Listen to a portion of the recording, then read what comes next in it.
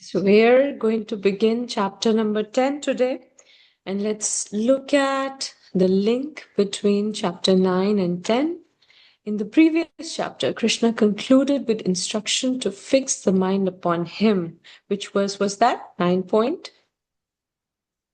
Last verse of the last Manmana chapter. bhava madbhakta. Manmana bhava madbhakto. This is 9.34.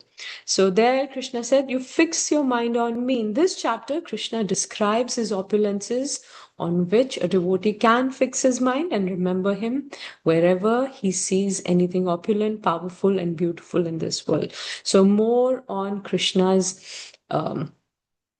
see, there's one thing. Let's take an example. For example, you're a student, you go to school, and now right next to you, the student who's sitting, you're meeting for the first time, first day in school, you really like him, he really likes you, and then you become best friends. Over time, maybe after 6 months, you realize your friend is super sweet. I mean, this is the best person I've ever known. You're the closest of friends. You love each other so much. You can even die for each other. So much love. And then the next day, you find out that this boy is the son of the prime minister of the country. You didn't know this. And now you know his opulence also. So that makes you fall so much more in love because although he has such a good stature in society, he has wealth, fame, everything, but still he's so down to earth, he's so loving, and he cares for you so much. And he didn't even tell you that, he holds such high position. So that makes you love him more. So similarly, in the 9th chapter, Krishna spoke about, we saw verses like Ananya Shintayanto Mam, right? Manmana Bhava Madbhakto, you're a very dear friend of mine. 9.34. And you always think of me, become my devotee, in that way you will come to me. So all these verses speak about Krishna's sweetness. And then in the 10th chapter, we will learn about Krishna's opulence. So his Aishwarya Gran. One is Madhurya, one is Aishwarya. So chapter 10, Krishna will talk about his Vibhutis and his Aishwarya. In chapter 7 and 9, Krishna has explained how his different energies are working. Now, in chapter 10, he will explain his specific manifestation in opulences, Vibhutis, knowing which one understands that the Lord is worthy of worship. So the chapter is entitled The Opulence of the Absolute. This is one of the ways we can try to memorize the chapter name also, right? Chapter 9, the most confidential knowledge, which is the sweetness, the madhurya of Krishna, most confidential. And in the end, he says, always think of me. Now, in this world, how can we always think of him? By seeing whatever powerful, great around us, it reminds us of God. So that's the opulence of the absolute. This is how we can always think of Krishna, which he told us to do in 9.34. Okay, these are the verse divisions. Chapter 10, 1 to 7, knowing that Krishna is unknowable and the source of all. This is the section we'll try to finish in today's class. 8 to 11, this is also called Chatushloki Bhagavad Gita, beautiful verses. And these are the 4 verses which we'll memorize in this chapter. 12 from 12 to 18, Arjuna accepts Krishna's supreme position. 19 to 42, Lord Krishna describes his vibhutis or opulences. Okay, so today's class, this is what the focus is from 1 to 7. Krishna's position as the origin of everything. So let's get into the verses. 10.1. Shri Bhagavan Uvacha Bhuya Eva Mahabaho Shrinu Me Paramam Vachaha Yatte Ham Priyamanaya Vakshami Hitakamyaya. So somebody unmute and read the translation, please. The Supreme Personality of Godhead said, "Listen again, O mighty armed Arjuna. Because you are my dear friend, for your benefit I shall speak to you further. giving knowledge that is better than what I have already explained. Hare Krishna. Sri Bhagavan Uvacha, so Krishna spoke. Bhuya eva mahabaho. Again, Bhuya is again, I'm speaking to you again. Certainly eva mahabaho, oh very powerful one. Shrinu me paramam vacha. Listen or hear my supreme words, paramam vacha. Yatteham priyamanaya, because you are dear to me. Therefore, Vakshami hitakamyaya. I speak desiring your hitakamyaya. I desire your benefit. And that's the reason I'm repeating my words and speaking again. So Bhuya is again in 9.2. Krishna also started by saying Rajavidya Rajaguyam. This is the king of all knowledge and it is the topmost.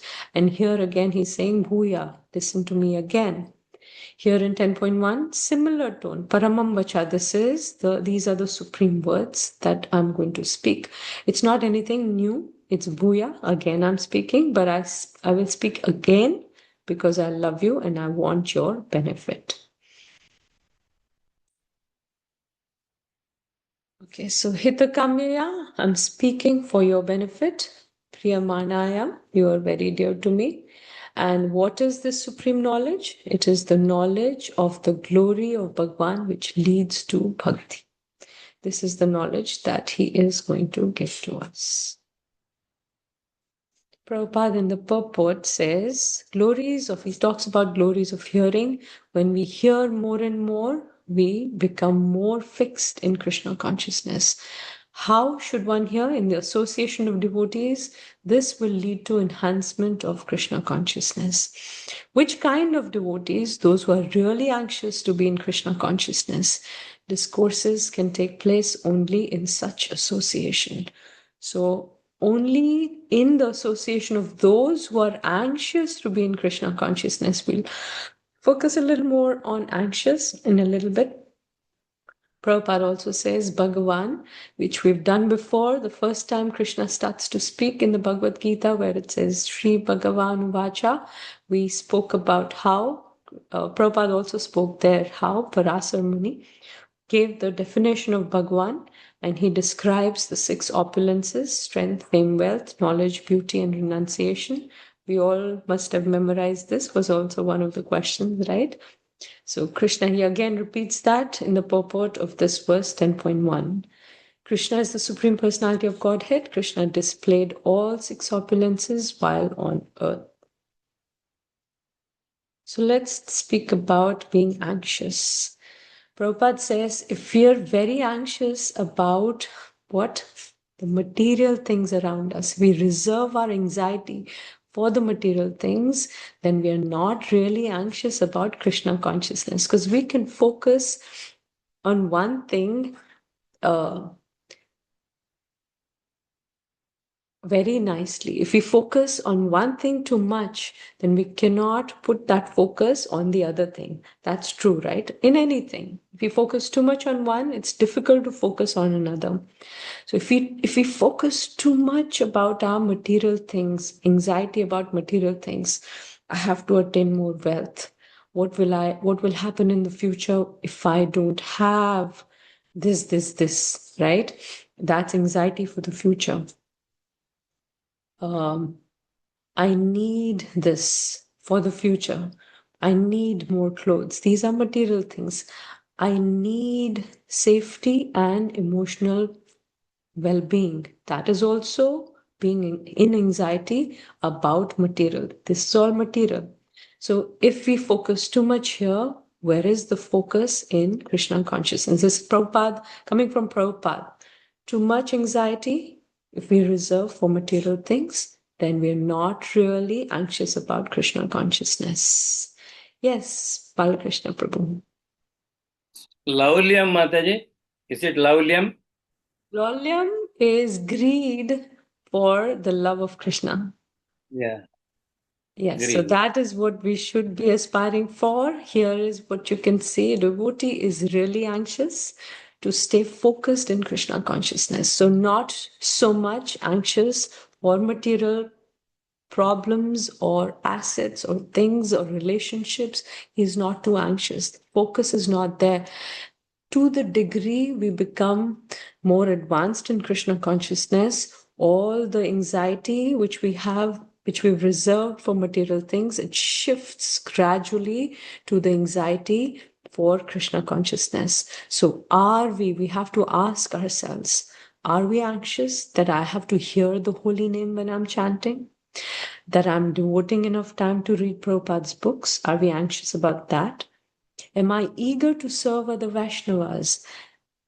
Am I not committing any Vaishnava aparadh? We should be anxious about that. We should not be. Am I committing any Vaishnava aparadh? I'm not doing enough to help in spreading the mission, etc., etc., etc. So, you know how we do an activity towards the end of the class, but we'll do an activity right now. Few changes here and there in classes always keeps us active. So grab your pen and a paper, and at this time we would like to write down, where is our anxiety focused? Is it too much in material things? If not, that's really good. But in spiritual aspect also, where is my anxiety? Am I chanting enough? I know I should be chanting more rounds. Am I doing it? Am I anxious about it or not? You can write. I'm just giving examples, but you can write your own. And here are more examples on the screen. So we have 5 minutes. Let's write down our anxieties in Krishna consciousness.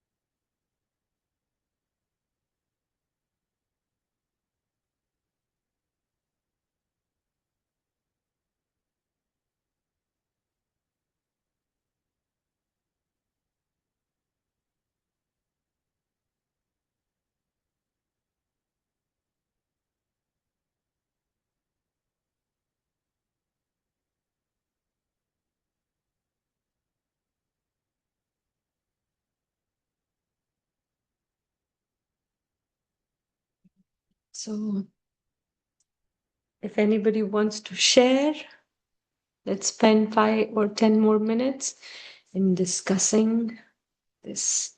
So anybody would like to share, what is your anxiety in, Yes, are we Mataji, focused? Yes. I have written 6 points. Yes, Prabhu, please share. To hear about pastimes of Krishna again and again from pure devotees. Lectures or this personally. Second is don't miss any programs, satsang in the association of devotees. Third is participate in yatras. Many yatras are on the way. So we don't want to miss a single one.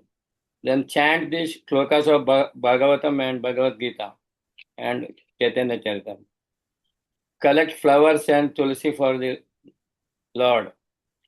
And to preach about Krishna consciousness to more and more persons.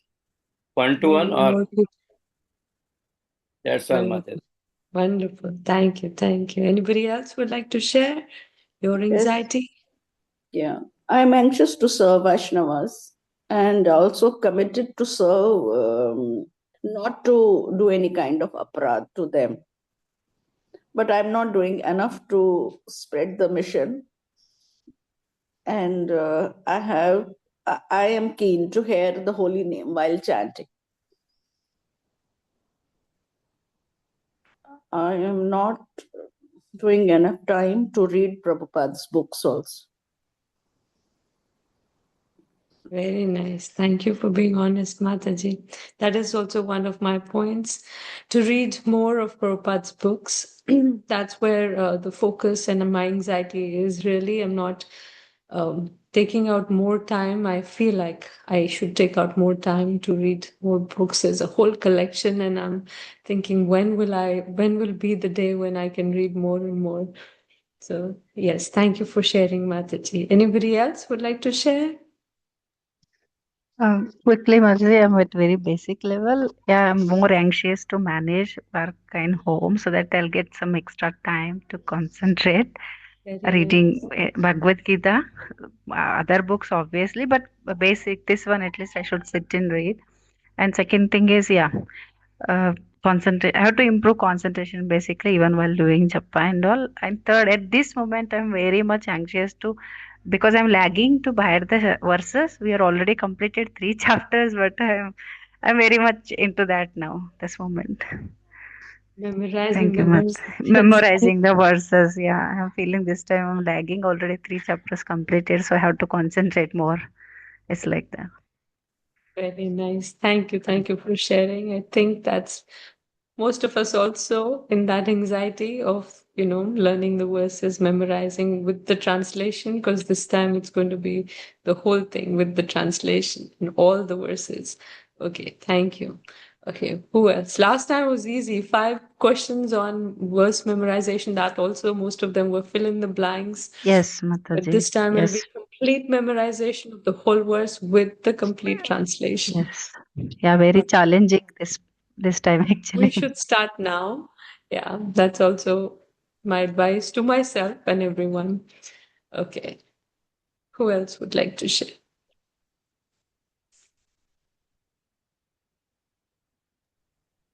Well, most of them, I think, have shared what I wanted to say. The last one is that I'm anxious also that I'm not doing enough to help in spreading the mission. That obviously I cannot do much because the knowledge is not there in the first place. The best that we can do is distribute books and things like that and do a little bit of seva here and there. That's it. You have so much knowledge, Prabhu. It's so much No, more than the people in general outside, right? So Prabhupada used to say, whatever knowledge we have, we should distribute from whatever level we are. And your level is quite high, yes. so much. Yeah. Okay, anybody else? His knowledge is high, Mother, but he is rather shy to express it. So yeah, whatever we know, we should spread and share. Okay, anyone else? Any anxiety in Krishna consciousness? Or we're just lukewarm, yes, whatever is going is good. Or we want to do more. I'll give it a try, Mataji. A lot what everyone said, but I think I always feel conscious if I'm in if I'm being a good medium of Krishna, like, am I in everything I'm saying, do my actions or thoughts? Is it in the awareness and in the love of Krishna? And am I being a good medium? Because I am nobody. I am just like a puppet. But I don't know, I just feel very conscious. Am I being a good enough puppet? And am I able to see and feel the love and presence of Radha and Krishna in life, in moments both good and as well as those moments where it's discomfort in life. Am I able to still breathe and still sit down and chant and feel that love of Krishna? That even though if I don't understand what's happening to me, this is still in love and this is still guidance to me. I feel just that to me is something I get conscious about. And of course, in those moments, then I'm like, okay, am I chanting enough? And whatever little verse we learn through you, it comes back, I think, in life. And so that is also another anxiety of That's like, really nice. Very nice point. Yeah, where when things are disturbing and not very comfortable, we know it's Krishna's plan, but still are we focused in our chanting, focused in our devotion? So yes, very good point. That is our anxiety. Wonderful. All right. Anybody else would like to share before we move on? I have one point, Mataji. I had Yes. many of the similar points, but one thing is I sometimes I just listen to a lot of lectures, like one after the other. It's very nice to hear, but off late I feel like maybe I'm not applying everything that I'm hearing. It's very nice to keep hearing, and when you're doing work, you're hearing, and even when I want to take a break, I listen to it. But then sometimes I wonder if I'm actually applying all those principles in my life, and I should probably focus more on application rather than just acquiring the knowledge. um, Sometimes it's a lot of it's pleasurable to hear, but then application is also important, so I've been anxious about that. And the other one is, yeah, about my kids and how to imbibe Krishna consciousness in them in an organic and fun way, because the temple is really far away from my home and they don't like to sit for the long drive. So I'm trying to make it more fun, and that I'm trying to see how to make it more easy for them to like it. That's really nice, going, out of our comfort zone so that we can spread it and bring it for our kids also. That's really nice. And what I've heard about listening is that imbibing also comes naturally when we're so eager to hear about Krishna and his teachings and his own pastimes. When we hear so much, then the imbibing comes very naturally, gradually, but it'll come naturally to you. So it's really nice that you keep listening when you're working or cooking. That's what Prabhupada also suggested. Always keep listening. Wonderful. All right. Anybody else would like to share? Mataji, I would like to Yes. share something if you don't mind. Do Hare talk. Krishna.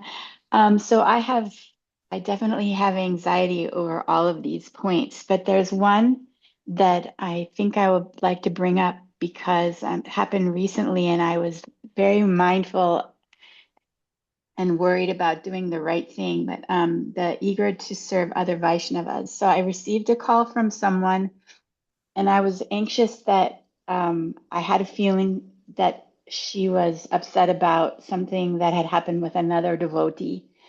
And I was like, I don't want to take this call because I don't want to hear bad feelings about other people's relationships. But then I thought, well, but I'm not serving her if I'm not at least responding to her call. So I answered her call and I tried to keep really neutral so that I wasn't taking anyone's side, and also trying not to hold the bad things that she felt about this other devotee in my heart. And I think I did a good job with that. But I don't know if I gave her as much compassion as I should have, because I wanted to remain neutral. So it was such an anxiety for me, because in my heart I try to keep my heart in a loving place towards all devotees that I'm coming in contact with. But I'm realizing that it's not always easy to do that. I hope I did the right thing. I just hope I did the right thing with that. I know that I did not hold any bad feeling for the people she was complaining about, but I was also, I don't know. So here's what I can say a little bit about this. You did the right thing by thinking that you also have to be compassionate, but there's a fine line that we want to give that love and care to people, and between listening to blasphemy of other devotees. So there's a very fine line. So we have to be really careful. We can understand through our intelligence where the other person is coming from. If the person really needs help due to his own weakness of emotions or whatever, we can offer our help and bring that person to a stage where we can help that person become stronger emotionally. That's one thing. The other is we all have anarthas, right? We all have ego and all those things. So if we can understand where it's coming from, this problem that the other person is sharing, is it because of envy or ego or whatever? If it is there, then it's better not to hear such blasphemy, because Prabhupada used to say to hear and to talk Prajalpa. This becomes Prajalpa because now you basically, by listening, you're only giving more substan- you're giving more encouragement. Okay, these things are right by listening. So I remember this thing happened with me also. One time, this person sitting next to me at the time of Sunday feast, having prasadam, and this person couldn't stop talking about another person. So there was a time that I had to get up and leave. I mean, I gave some excuse, I have to go wash my hands or whatever, but just leave that place. Give whatever um, reason you want to, which looks very natural, um, authentic. You can just leave, because if you cannot speak back and give a good and high position of the other devotee who the other person is talking about, if you cannot do that, then you just leave. No, don't listen, because like I said, first thing, we have to understand where the other person is coming from. Is it because of anarthas, or is it genuine problem where the other person has done something wrong and this person is really hurt? There we can offer our compassion and love and maybe mediate between those two people and help them resolve the problem. So if we're not in a position to resolve a problem, better not hear such things. A simple advice, what I've heard from my gurus and the seniors. But you would not say, "Oh, I'm sorry, I can't hear this because this is an aparad. Like, I don't want to hear other devotees blaspheme." You wouldn't say that. You would just make If you are some close, convenient excuse. Sorry? So there are two things. If that person who's talking to you is close to you, then you can give this reason that we are told by our seniors not to hear blasphemy of other devotees. If that person is not close to you and there's a formal relationship, then you can give an authentic excuse and just leave, because they won't understand. They'll think you're very rude. So better just, we have to use our intelligence in these situations where, I mean, if you're really close, you can tell the real reason so that the other person also understands and does not repeat it again. Oh, that's so helpful, Mataji. Thank you so much. Hare Krishna. Krishna. Yes, Sonia Mataji, you had something to say? Mataji, I just wanted to add that I had a similar experience, not with the devotee, but with the non-devotee when, they say something. And through, again, whatever we've been learning, my answer to that person was leave it up to Krishna, and that's it. Like after that, there was no further conversation, because I feel like that's our opportunity to say, let's take our problems to Krishna, and Krishna will give you the solution or the answer. And That's that's the where best way. Yeah. really Well, it ends. It brings peace to us, it brings peace, hopefully, to the other person.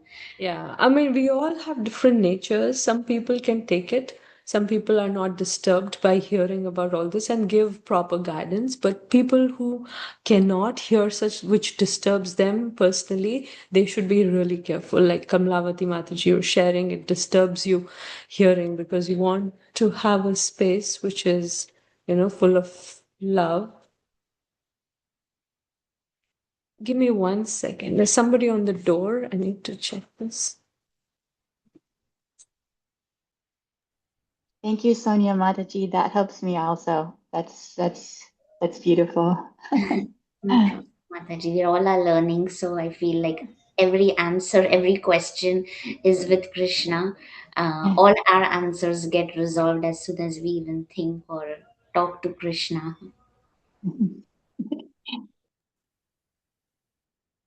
So sorry about that. Okay. So I hope I answered your question. I also wanted to share. Mataji, you can close the door. Okay. There was a really nice devotee. I mean, she's still there in my Bhagavad Gita class in Hindi. Wonderful devotee. Now she's initiated also. The beginning, when I met her for the first time, I had a daycare at home. So she brought her daughter here. No, not daycare, sorry, preschool. So from 9 to 12 in the morning, and her daughter was like 2.5 years old or 3 years old. She brought her here for the first time. I'm meeting her, and I told her, please come inside. She, sat for some time. But in that first week where the child comes in the preschool, I suggest that the parent sits outside or somewhere outside, remain there if she or he is not working at that moment, so that if the child cries too much, she's there to, console the child, be with her, like that. So she said, I can just sit outside. We have a little bench and a sitting space. So she said, I'll just sit outside, let my daughter be inside with you, like that, with other children. And I told her, if you're just going to sit out here, you might get bored. Would you like to read something? I can give you a Bhagavad Gita. So remember, I'm meeting her for the first time. She said, yes, yes, give me Bhagavad Gita. I will read in Hindi. So I gave her the Hindi one. And I said, we also chant for 3 hours she's sitting. So I was thinking whether she'll be able to read for 3 hours. Would you like to chant on the mala? She said, yes, yes, give me. I said, would you like to chant or read? She said, give me both. I will read also and I will, for some. So she started chanting the first time I'm meeting her, gave her a mala and she said, what is the mantra? I gave her the mantra and she started chanting.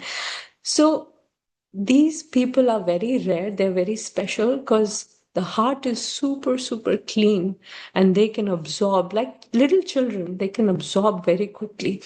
So, where I'm coming to is there was another parent, another mother who also started sitting outside with her. Now, after a few days, after I think 3 days, this mother, first one, came inside before the other one came to drop her child. She came inside and she was crying. She said, Mataji, please, or whatever. She took my name, or I cannot sit outside with this other lady. I said, what happened? She said, she talks about her mother-in-law and she blasphemes her so much, and I cannot hear negative things. And she was crying literally with tears. So this is a person talking about, a stranger who's talking about her mother-in-law, but she cannot even hear that. She doesn't know her mother-in-law, but still she cannot hear negative things. So such purity in the heart. And she started coming for the Bhagavad Gita classes. Her name is Yashoda. Now Yashoda, Guru Maharaj has given her a beautiful name and kept her name Yashoda also. So started doing 16 rounds. She started coming for the classes, took initiation also. Now she's in Canada, but she's serving so much in the temple, cooking and all those things. So they are thinking of moving back here. So if you have a chance to meet her, like I said, all of us, because we're in Krishna consciousness, because we're chanting, Krishna has seen something special in all of us. But yes, there are these souls who, from their previous births, are bringing that purity. The anarthas are, limited, and the covering is very thin. Yes, Balakrishna Prabhu. Yes, Maja, I wanted to say that it is from the previous birth. Correct, That's what you correct. already told it. So you remember. Mataji, one girl, she is doing this MS in this where? Melbourne. I met her in Trivandrum last 25. So I told her, you start with this. Her mother is a devotee. So I told her, she took Bhagavad Gita, and I told her to start with this chapter number 7. So in 25 January, she learned 2 slokas. Then her exam is over now in November. So she requested me, can you preach on the other slokas? So now I am preaching her the slokas, and she doesn't know Hindi or Sanskrit. But she can read all the slokas very well, better than me. Wow. In English also. And she captures, suppose she reads it just once, she captures every point. Wonderful. Yeah, from previous birth, all these coming. Yeah, it is We'll keep moving. it is so amazing. Yes, yes, Prabhu. Okay, I hope we answered your question, Kamlavati Mataji. Oh, Okay, so Shambhurao Prabhu. beautifully. Thank you. Shambhurao Mataji. Prabhu, you unmuted. Yes, Go Mataji, and say. Krishna gives remembrance and forgetfulness. He gave me the forgetfulness, and that lady, that Mataji, remembrance. Krishna. You're too humble, Prabhu. You passed Mataji, the exam, shows that Mataji, Krishna is please tell giving this your remembrance. anxieties also. We can already see it, but if you tell from your mouth, it will be very nice. You can see your anxiety in preaching so well. Wonderful. We see these loving exchanges between devotees. It inspires us also. Okay, Krishna consciousness at different levels. Well, first is fear. Oh, what will happen if I'm not Krishna conscious? Then I'll be Maya conscious. Therefore, let me be Krishna conscious. This is the lowest one, which is fear. Higher than that is desire. Oh, I've heard that in Krishna consciousness there is so much happiness. I also want that happiness. Therefore, I desire to be Krishna conscious. Then there is duty. I have decided to practice Krishna consciousness, and I've taken or going to take initiation. Therefore, I have to be Krishna conscious. It is my duty. And then the highest is love. Sri Radha and Krishna are my life and soul. It is my life's perfection if I'm able to please them. Therefore, let me be Krishna conscious always, so as to never forget them even for a moment. That is the highest of all. So Krishna says, Hita Kamyaya, I am speaking for your benefit. Priya Marnaya, you are very dear to me. So Krishna is also anxious. He's also in anxiety. And what is his anxiety? My devotees and souls who are potentially devotees, which is everyone. All souls are potentially devotees. They should not make wrong choices and in so doing get lost. So chapter introduction 7, 8, and 9. Vishwanath Chakravarti Thakur says, powers of the Lord are described by knowing which one understands that Lord is worthy of worship. And Lord has already explained his different energies and how they're acting. 9th chapter, Krishna has clearly explained his different energies to establish devotion in firm conviction. And in 10th chapter, Prabhupada says, Krishna is giving more confidential knowledge of his opulences in his work. He speaks of confidential elements of bhakti along with description of his vibhutis. In detail, for those who have devotion, in order to manifest and increase bhakti, Lord will speak about his bhakti and vibhutis. So to increase, in order to increase the bhakti, that's the main thing, why he's speaking about his vibhutis. After revealing his powers or Aishwarya, Krishna spoke of bhakti again later. He'll again speak of bhakti. The more one hears about the Supreme God, the more one becomes fixed in devotional service. One should always hear about the Lord in association of devotees. That will enhance one's devotional service. Next verse, the link is, the Lord speaks in order to show that this knowledge is difficult to understand without the mercy of his devotees. So let's look at the verse. 1 second. न मे विदु सुरगणाः प्रभवं न महर्षयाः अहमादिर्हि देवानां महर्षीणां च सर्वशाः. Somebody can read the translation. Neither the hosts of the demigods nor the great sages know my origin or opulences, for in every respect I'm the source of the demigods and sages. Hare Krishna. Hare Krishna. So now me vidu suragana. Neither the hosts, no, sorry. I am not known by all the suras. So sura is the devas or the demigods. I am not known by all the devatas. Prabhavam na maharshaya. I and my origin are not known by the who? Maharshaya is the Maharishis. Aham Adir hi Devanam. I come before them. All the Devanams, I have come before them. Adir is coming before. And Maharshinam cha Sarvasha. And also the Maharshis. I am the origin and even the great rishis come after me. Cha Sarvasha. I come before all of them. So let's look at in the heavenly planets, the exalted devtas are high in terms of power and are worshipable, but they worship the great rishis who are high in terms of knowledge. So renunciation and some in devotion also. So everyone is worshipping the devtas, but the devtas are worshipping the maharishis because they are high in knowledge. Krishna is the source of all, is the cause of all causes. No one is greater than him. Even the Maharishis worship Krishna. So who cannot understand the Supreme Personality of Godhead? The Devas, starting with Brahma and the great Munis such as Sanaka. Even they cannot, Prabhupada says, even they cannot understand Krishna fully. Even the demigods and sages cannot. They fail by mental speculation. They speculate to the limits of their imperfect senses. As the most they can reach the opposite conclusion of impersonalism, something unmanifested by three modes, or imagine something by mental speculation. The so-called scholars on this tiny planets, what can they understand if demigods and sages cannot understand Krishna? It's the same thing.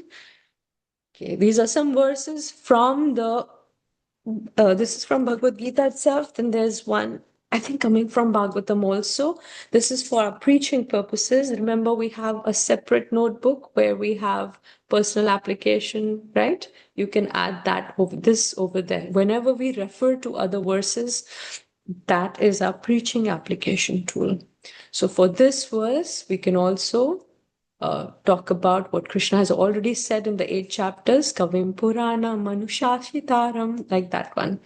One should meditate upon the Supreme Person as the one who knows everything, as who is the oldest, who is the controller, who is smaller than the smallest, who is the maintainer of everything, who is beyond all material conception, who is inconceivable, and who is always a person. He is luminous like the sun, and he is transcendental beyond this material nature. Now, in other words, Krishna says, the personality of Godhead, Lord Shri Krishna said, I instructed this imperishable science of yoga to the sun god, Vivaswan. So that's how we are establishing, right, what Krishna has already told before, his superiority to other devatas and rishis.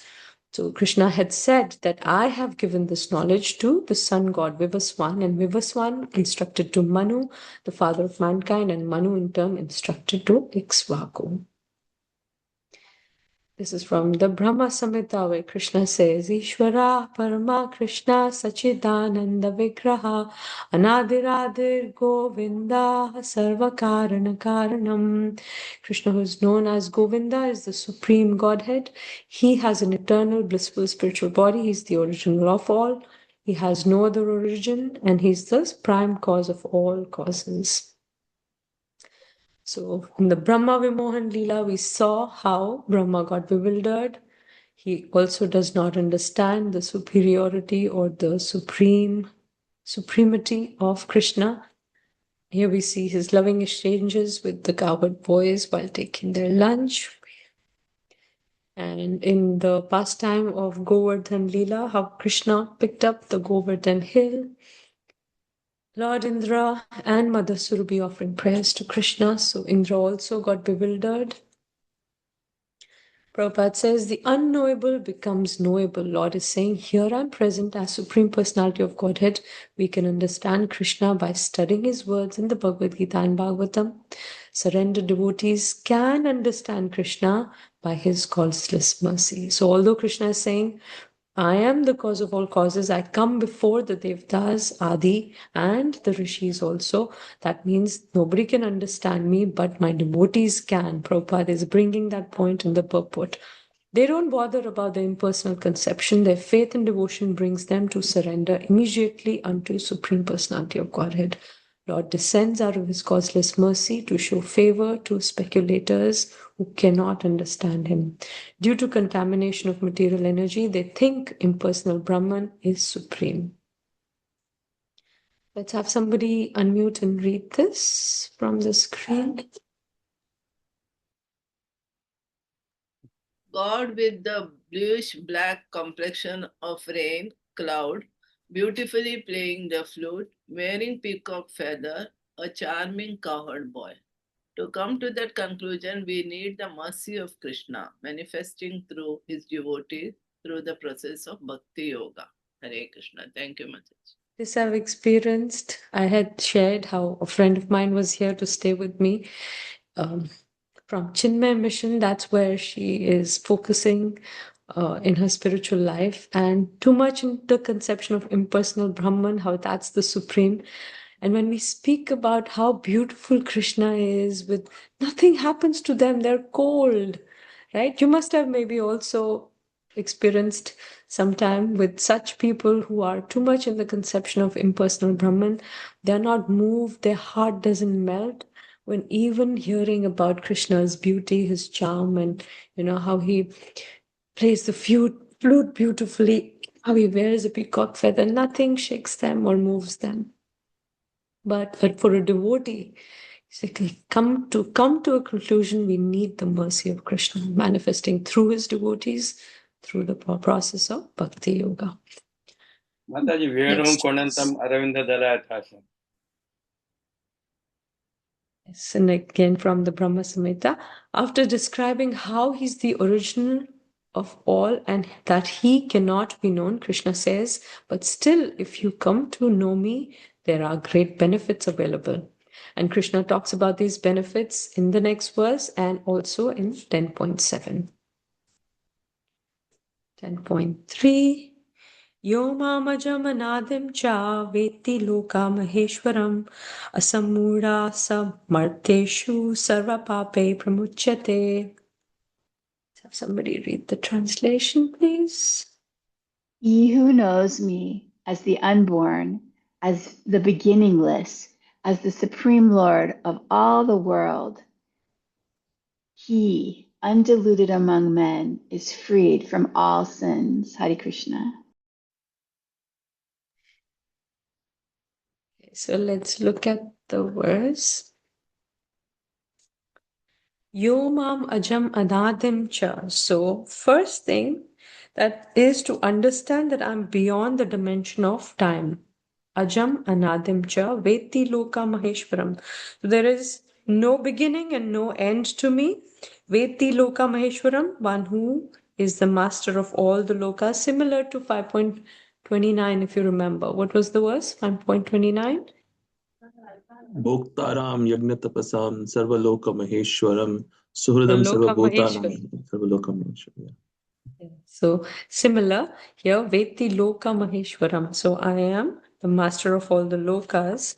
Then Asamudha Chamarteshu. Krishna says one who is not Asamudha is one who is not deluded.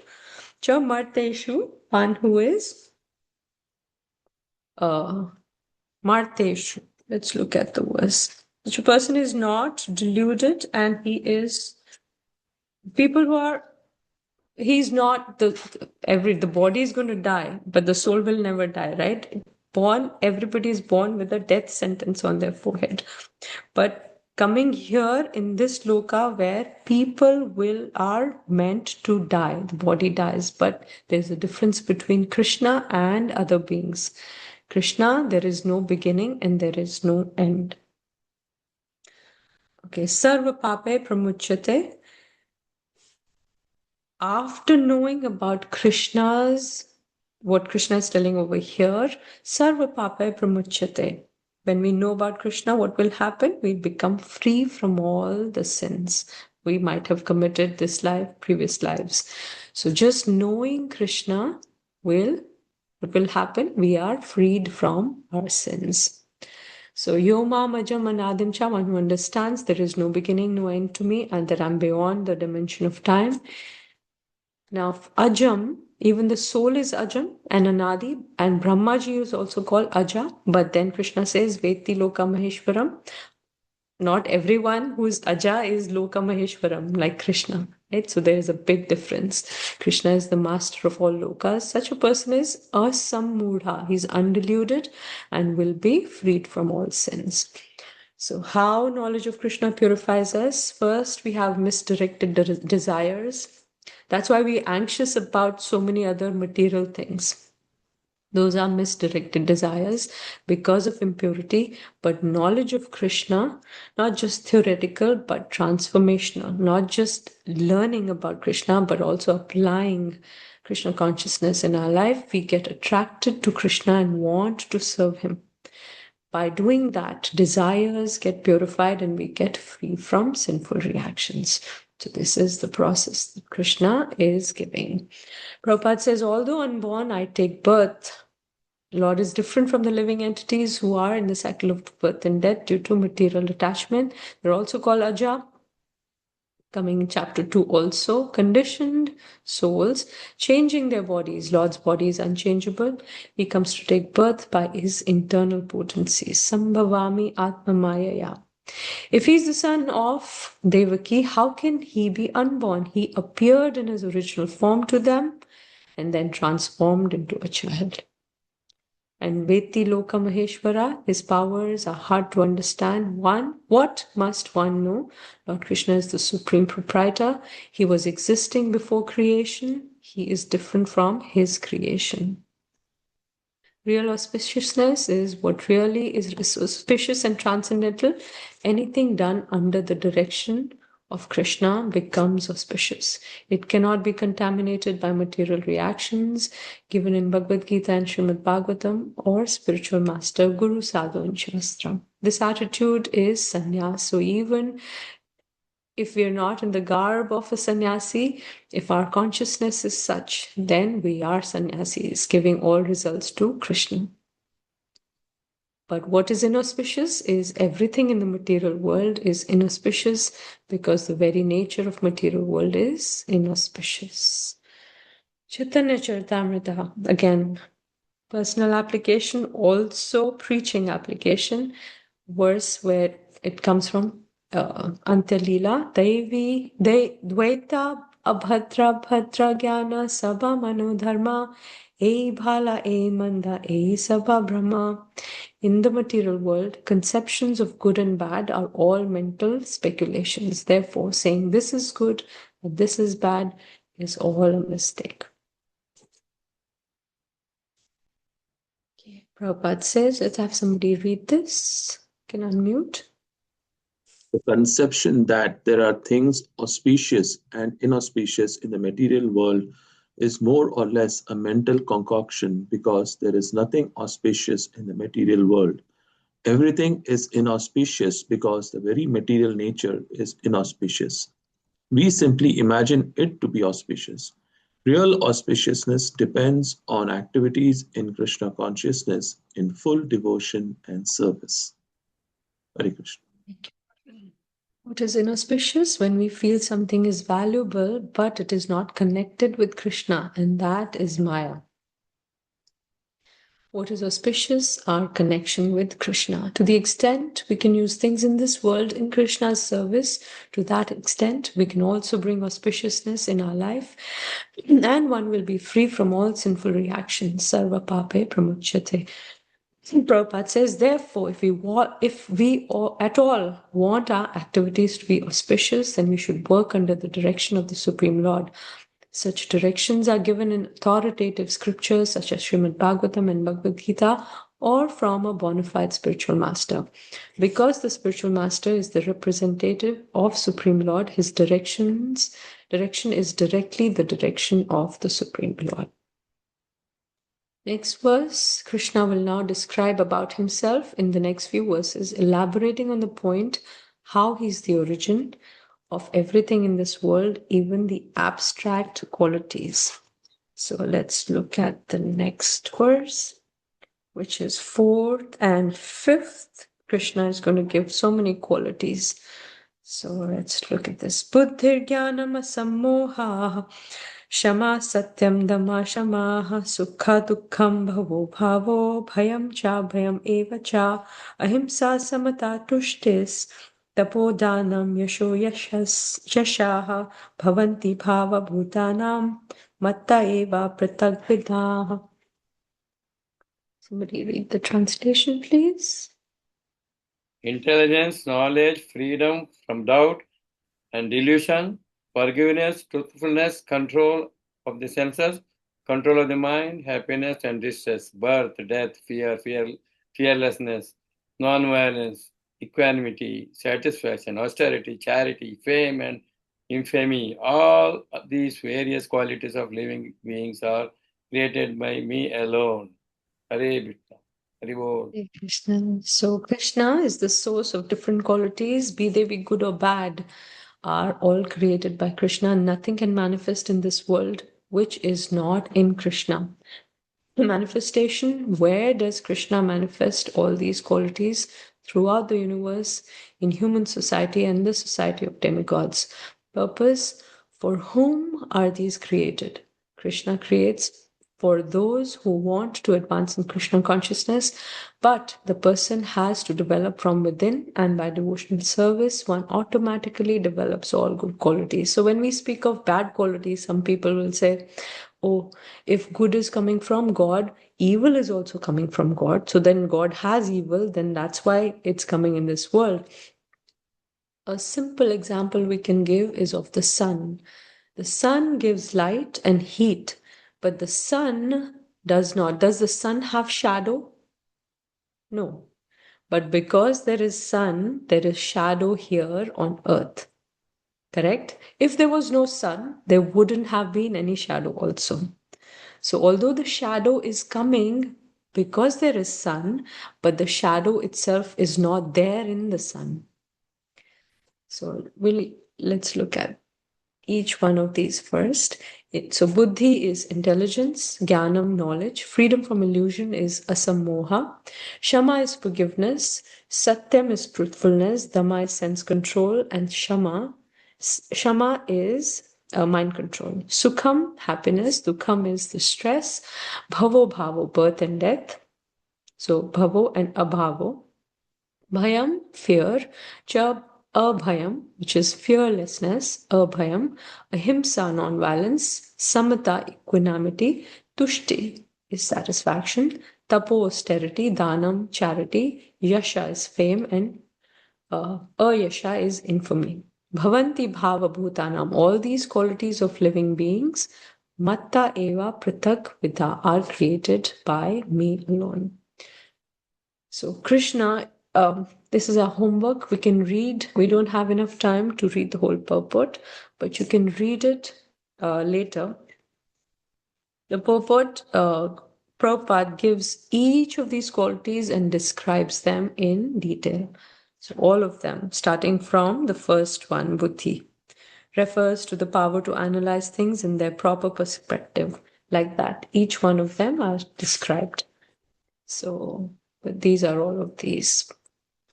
Let's look at them again. Intelligence, freedom from doubt, knowledge, truthfulness, forgiveness, control of senses, control of mind, non-violence, equanimity, satisfaction, austerity, charity, infamy, and fame.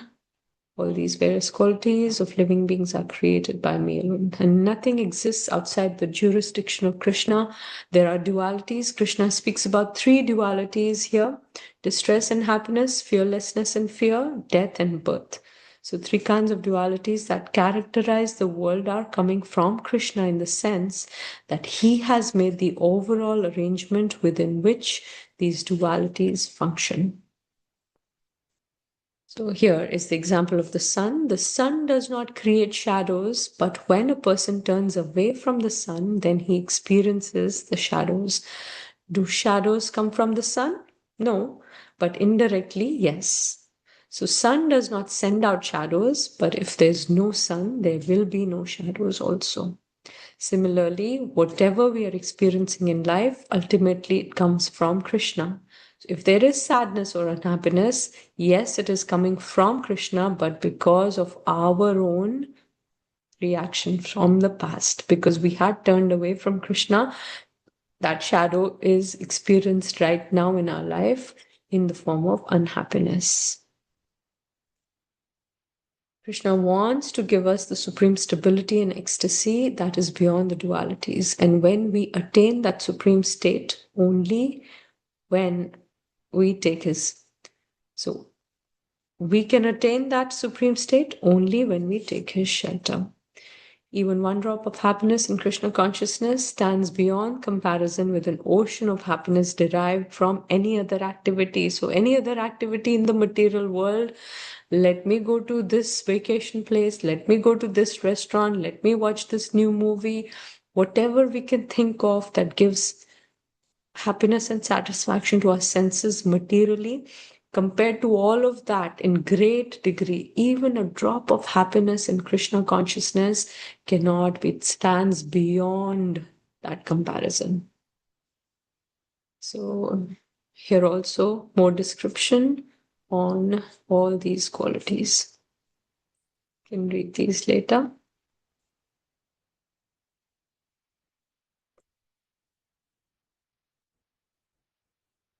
Okay. Even those who are knowledgeable of scriptures cannot know about me by their intelligence. Intelligence and other elements generated from elements like sattva. They cannot help in understanding Krishna, who is beyond all gunas. Intelligence, knowledge, and non-bewilderment, though regarded as causing knowledge of Krishna, are not really causes of that knowledge. Yash, fame, should be according to Lord Chaitanya, who said that a man is famous when he is known as a great devotee. That is real fame. It's beautiful, right? Prabhupads bring this point from the Chaitanya Charitamrita, where Mahaprabhu himself says, what is real fame is when a person is known as a great devotee. Do we all want to be famous? Spiritually famous? We all want to be called as great devotee. Oh, this person has such high position in his job. Mahaprabhu says that's not fame. Oh, this person can play chess brilliantly. He has gotten this award. We want our children to be intelligent, right? We put them in different classes. Do this. There's so much competition outside. You should do this. Only then you'll become famous. No, that's not fame according to Mahaprabhu. Become a wonderful, pure devotee. That is real fame. After describing how all the qualities come from him, Krishna will describe how the inhabitants of the universe ultimately come from him. So, Maharshaya Sapta Purve Chatvaro Manavastatha Madbhava Manasa Jata Yesham Loka Ima Prajaha, the 7 great sages, and before them the four other great sages and the Manus, progenitors of mankind, come from me, born from my mind, and all the living beings populating the various planets descend from them. So the main ones are coming from me, and then the other population is coming from them. But Krishna is the source. The 7 great sages, and before them the 4 other great sages, and the Manus, progenitors of mankind, come from me and are born from me, and all the living beings populating the various planets descend from them. So Krishna is the source. Here are the 4 Kumaras, Sanaka, Sanada, Sanatan, and Sanat Kumar. 7 great sages, Agastya, Atri, Bharadwaj, Gautama, Jamadagni, Vashishta, and Vishwamitra. And then the 14 Manus, you can see all the names here. Okay. How did they attain realization? They were absorbed in thinking of me, Madbhava. By this influence, they attained realization of my powers and knowledge and control. The Brahmanas and Kshatriyas and others, these descendants, Ima, Praja, are the offsprings of these 25, either through birth or line of knowledge. So you can read all these notes. Okay, I found this really nice. GIF is, I think that's what you call GIF, GIF. Someone may think, oh, my ancestors 20 generations ago was the king of South India. Somebody might be thinking, wow, such fame. 20 generations ago, my ancestor was the king of South India. But ultimately, if we want to be proud of our ancestors, we should go all the way back to the root, and that is Krishna. Our original roots are not material or ancestral, they are spiritual. Krishna is the Bijam Avyayam. That's what he said here, the imperishable seed, the source of everything. This verse states the result of that knowledge of the subject of Vibhuti. So remember, before Krishna gave half of, what is the result of knowing about him? Here is the rest of it. Etan vibhutim yogam cha mama yo veti tatvataha so vikalpena yogena yujyate natra samshaya. One who is factually convinced of this opulence and mystic power of mind engages in unalloyed devotional service. Of this, there is no doubt. So appreciating Krishna's position leads to surrender. Highest summit of spiritual perfection is knowledge of Supreme Personality of Godhead. Knowing God is great. Generally, people know God is great, but they do not know how God is great. What is the need to know these opulences? Only if one is firmly convinced about these opulences, then he will surrender completely. Okay, it's the same thing. We just did it. And then one can accept Krishna with great faith and without doubt. This is coming from here. Only if one is firmly convinced about these opulences. So this is the need. We should learn about Krishna's opulences so that once we are convinced, then one can accept Krishna with great faith and without doubt. One becomes fixed up and be sincere in loving devotional service. One comes to the platform of factual knowledge. There is no alternative but surrender. How to get this factual knowledge? From descriptions of Srimad Bhagavatam, Bhagavad Gita, and similar other literatures. Conclusion: do not neglect to understand fully how Krishna is great and is the forefather of all forefathers and all the demigods in administration. So yogena is the connection. Yoga is connection. Yoga in 2 ways over here. Our sadhana to connect with Krishna and Krishna's revelation of his glory that helps in developing the connection with Krishna. So yogena is coming from our sadhana towards Krishna and Krishna's revelation towards us that helps us be fixed in that connection. So Avikalpena Yogena is our spiritual practice, our wholehearted devotion towards Krishna, and Etan Vibhutim Yogam Cha. Krishna describing his vibhutis and giving that revelation that facilitates the connection so that we can increase our attraction towards him. Yujjate samshaya, one will become engaged of this, there is no doubt. Why? Because when one understands Krishna, then one understands that there is actually no reality beyond him. One wholeheartedly surrenders. Avikalpena natra samshaya, both meaning nothing else. So Krishna has used these two words in this verse. Both mean nothing else. Is knowledge of Krishna will increase our attraction for him, and understanding him more and more we will be engaged in such a way that nothing will distract us from him. We will become fixed in Krishna. This is also from the Bhagavad Gita 9.1. Supreme Personality of Godhead said, "My dear Arjuna, because you are never envious of me, I shall impart to you this most confidential knowledge and realization, knowing which you shall be relieved of miseries of material." So same thing, pape pramuchyate, all the sins will be destroyed. All right. So Krishna is the source of everyone. He is my source too.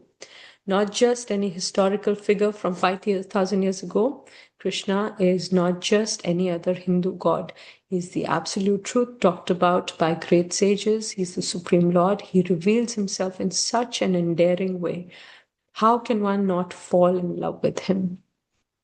So in our preaching application, this is a very beautiful and wonderful verse where Krishna himself is talking about how he's the Adi, he's the source of everyone, how all the qualities are coming from him, how the knowledge of him destroys all the sins.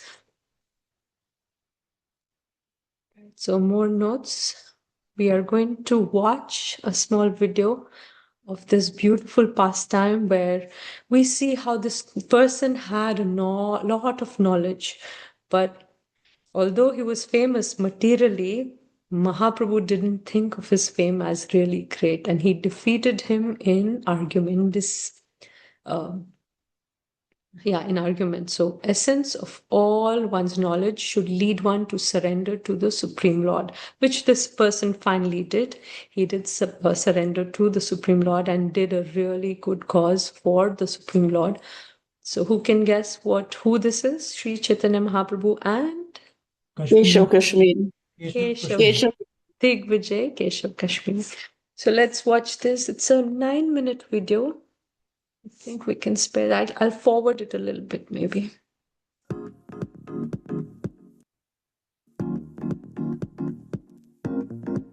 Okay, so I'm not able to forward this. Sorry for that.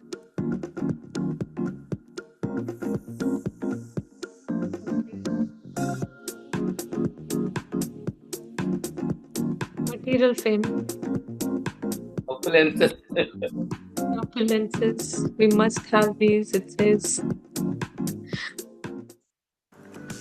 Oh my gosh, I'm so sorry. But you can't tell anybody. I can do that. All right. Somehow I'm not able to forward. Hey everybody, I've got a secret, but you can't tell anybody. We've got a 4-bedroom coming up in Harvard Square, absolutely gorgeous, on the best lot, probably Best the best material lot here in the opulence we can community. Let's go have. take a Big look. house.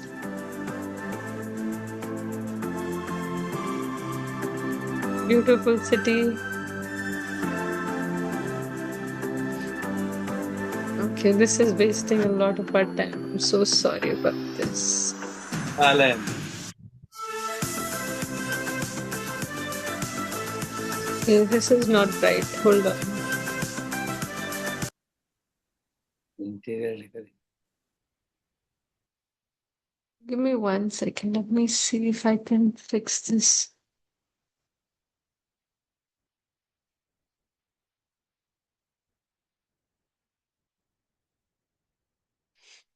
Yes.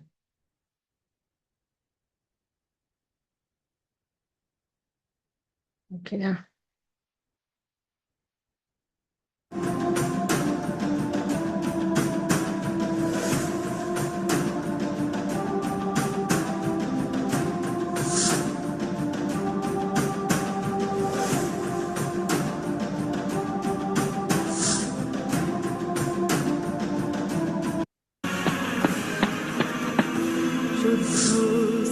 निरोधोऽसि निरञ्जनोऽसि संसारमाया परिवर्जितोऽसि संसारस्वप्नं त्यज्य मोहनिद्रां मदालसोल्लापनुवाच पुत्रम्. In Mathura, because devotees were coming continuously to have darshan of Lord Krishna, there were some big group of Yavanas were sitting at Vishram Ghata. And whoever people were coming there, they are forcibly converting them to Muslims. So hearing that the place of Lord Krishna is being surrounded and not access were not given to devotees, Keshav Kashmiri went with 1,000 disciples there. A great personality we know, Keshav Kashmiri in Chaitanya Charitamrita. He is known as Digvijayi Pandit. He was blessed by Saraswati Devi that he could conquer and whatever he speaks is truth by her mercy, and because of it he was able to go and conquer and everywhere. So how he came to Navadvipa and how Chaitanya Mahaprabhu handled him. Finally he came to Navadvipa because this is the best place for education world. He was traveling from every place, conquering all the pandits in that respective location. All the Shastras were there at the tip of his tongue. So therefore nobody could give a counteraction when he posed a question. So many people could not understand what question he was putting itself. He conquered all the scholars everywhere. When he heard that the capacity of Navadvipa, he came to Navadvipa. All the people in Navadvipa, they became very alerted. Oh, a big Digvijayi has come. So everywhere this discussion only. What is our status? Are we going to conquer him, or we are all going to become defeated by him? This information was also passed on to Chaitanya Mahaprabhu, that a Digvijayi has come, that he is conquered everywhere. He is full of pride and he is like portraying his capacity and personality. He is challenging everyone and anyone. And Chaitanya Mahaprabhu was laughing and he told his disciples, whenever the Lord sees someone proud of his learning, of his personal quality, he certainly removes the cause of that pride. That is the mercy of the Lord. If he would have made a big debate and if he would have conquered in front of everyone, then this Digvijayi will lose his face. Not only will lose his face, everybody will start scolding him, laugh at him and make a fun out of him. That you conquered the whole world and you are lost in front of a small boy. So Chaitanya Mahaprabhu was very conscious. He didn't want to defeat him in front of everyone. That's why he was thinking, let me isolate him in a certain place so that even if I defeat him, he is not offended. He's thinking, nobody is there to conquer. Nobody is there to compete with me. Pratidvandi. Nobody is there to even counteract with me. So the Digvijayi came to that place where Chaitanya Mahaprabhu was sitting on the bank of Ganges with few disciples. So there was an entire discussion and Chaitanya Mahaprabhu asked him, he immediately quoted 100 verses on Ganga. Chaitanya Charitamrita says around 48 minutes, he quoted 100 verses. Chaitanya Mahaprabhu said, all your verses are like a nectar and what you have spoken is correct. They are all beautifully embellished and so many glorification he had done. But there was one verse Chaitanya Mahaprabhu recited, some 64th verse, and he said, please explain to me. When Keshav Kashmiri could understand that one of the verses which people could not grasp, Chaitanya Mahaprabhu had recited and memorized it, and when he explained, he was astonished. So Chaitanya Mahaprabhu first said, what is the decorations, what is the alankara, grammar, various things were there, the decorations and all. And finally, he was dumbfounded. He could not speak. Chaitanya Mahaprabhu said, okay, leave this verse, quote any other verse. He forgot all the verses, whatever he has spoken. That Digvijayi, who had quoted that 100 verse, he became silent. He was not able to talk. Chaitanya Mahaprabhu said, I'm a disciple of you, I'm a childish boy, please do not take my words seriously. Please go today, you are exhausted because 3 hours of recitation, mostly you would have got exhausted. Please go home. Tomorrow morning we will meet and we will further continue the discussion. So Chaitanya Mahaprabhu used to handle him so sensitively that the person who is defeated would not feel offended. They were all very satisfied by the sweet words whomever Chaitanya Mahaprabhu had conquered in Navadvipa. So because everyone got defeated, the Lord did not insult them. Everyone was very pleased with them. Both went to their respective houses. He wanted to know why he got defeated. Whether the boon of Saraswati was a failure or what. Or did he offend Saraswati by any means. So she came in the dream and she explained to him that the person whom he had defeated is the Supreme Lord, personality of Godhead himself. Don't become offended.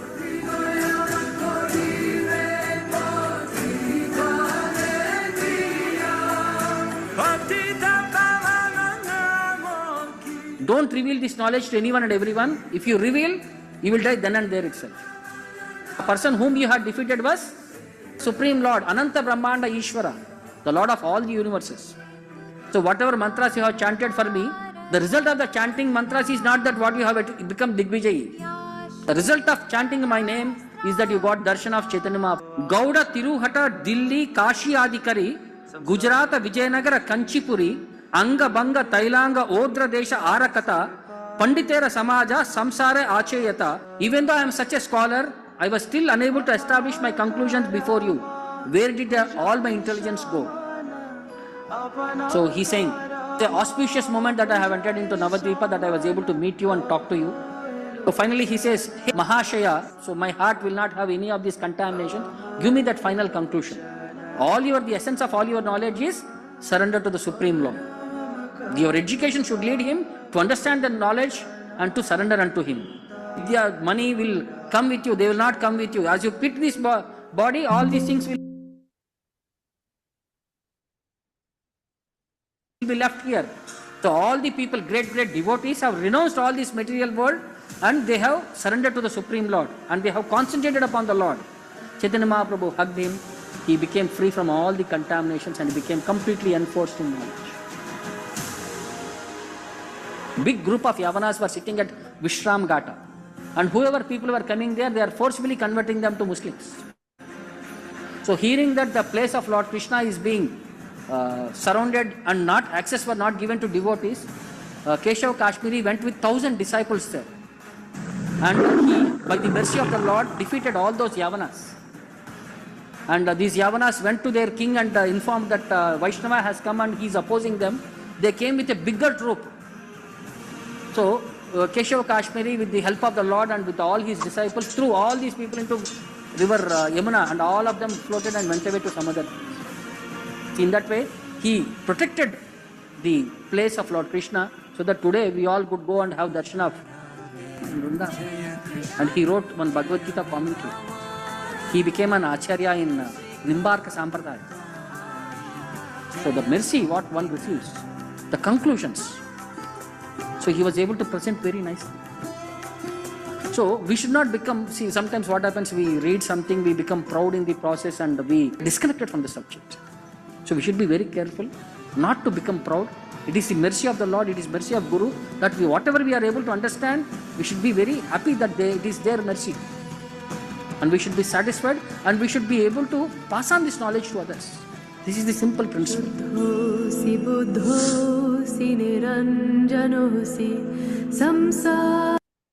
We'll stop there.